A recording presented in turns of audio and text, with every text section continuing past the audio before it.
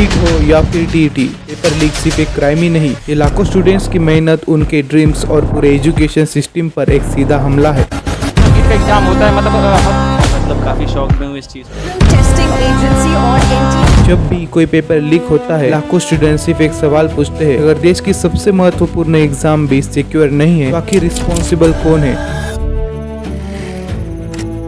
और इसकी कीमत हमेशा स्टूडेंट्स ही क्यों चुकाते हैं? एक पेपर लीक सिर्फ एक एग्जाम को कैंसिल नहीं करता, लाखों फैमिलीज के ट्रस्ट को भी तोड़ देता है। उन अनगिनत रातों की मेहनत को सवालों के घेरे में खड़ा कर देता है। और शायद सबसे दुखद बात यह है, हर बार सबसे बड़ी सजा उस स्टूडेंट को मिलती है जिसने कोई गलती ही ना की हो। लेकिन सवाल सिर्फ यह नहीं है कि पेपर लीक क्यों होते हैं, असली सवाल यह है कि इन्हें रोका कैसे जाए। सबसे पहला कदम पूरे एग्जामिनेशन प्रोसेस का डिजिटल और इनक्रिप्ट सिस्टम में कन्वर्जन किया जाए। दूसरी बात, पेपर लीक से जुड़े क्राइम्स के लिए स्ट्रिक्ट और फास्ट लीगल एक्शन किया जाए। तीसरा, एग्जाम सेंटर्स और पेपर डिस्ट्रीब्यूशन सिस्टम की इंडिपेंडेंट मॉनिटरिंग की जाए। हर स्टेज की रियल टाइम मॉनिटरिंग और ऑडिट जरूरी है। पेपर लीक की इन्वेस्टिगेशन के लिए स्पेशल एजेंसीज और मॉडर्न टेक्नोलॉजी का उपयोग किया जाए। Artificial intelligence and data tracking जैसी टेक्नोलॉजीज सस्पिशियस एक्टिविटीज को पहले ही आइडेंटिफाई कर सकती है। और सबसे महत्वपूर्ण बात, एजुकेशन सिस्टम में स्टूडेंट्स का ट्रस्ट वापस लाना होगा, क्योंकि किसी भी देश की सबसे बड़ी ताकत उसकी मिलिट्री या इकोनॉमी नहीं, बल्कि उसके युवाओं का अपने सिस्टम पर विश्वास होता है। और अगर यह ट्रस्ट टूट जाए तो नुकसान सिर्फ एक एग्जाम का नहीं,